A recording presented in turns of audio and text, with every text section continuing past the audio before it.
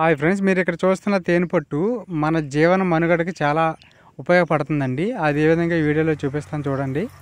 మనకి తేనెపట్టులు అనేవి చిన్న చిన్న అడవుల్లోని పొదలంట మనకి దొరుకుతాయి అన్నమాట.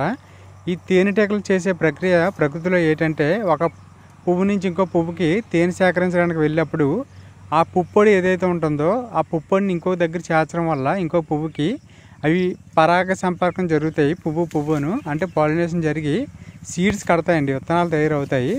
అందుకు మాత్రం చాలా బాగా ఉపయోగపడతాయి. ఆ విత్తనాలే తయారవ్వకపోతే, ఈ పరాగ సంకర్మం చేయకపోతే మనకి చెట్లు తర్వాత చిన్న చిన్న మొక్కలు ఇలాంటివి వృద్ధి చెందవు అనమాట, అంతరించిపోతాయి. అలాంటప్పుడు చెట్ల నుంచి వచ్చే అంటే అటవీ నుంచి వచ్చే ఆహారం మనకు దొరకదు. మనం పండించే పంటలు కూడా పాలినేషన్ లేక వృద్ధి అవ్వనమాట, ఫలసాయం రాదు. అందువల్ల మనకి ఆహారం దొరకదు. అందు గురించి ఇలాంటి తేనెపట్లు ఎక్కడైనా పడితే ఆ ఈగలకు ఒకవేళ తేనె తినాలనుకుంటే ఆ తేనెటీగలకి ఎలాంటి హాని జరగకుండా మాత్రమే తేనెని అయితే సేకరించుకోవాలండి. ఓకే ఫ్రెండ్స్, ఈ వీడియోలో చూశారు కదా, ఇవి మనకి ఎంత మన జీవన మనుగడకి ఎంత ఉపయోగపడుతుంటాయో. ఓకే, మీకు దగ్గరలో ఎక్కడైనా తేనెపట్లు పడితే మీరు వాటిని గౌరవిస్తారని, వాటిని కాపాడుతారని అయితే నేను అనుకుంటున్నానండి. ఓకే ఫ్రెండ్స్, వీడియో నచ్చితే లైక్ చేయండి. Thank you for watching.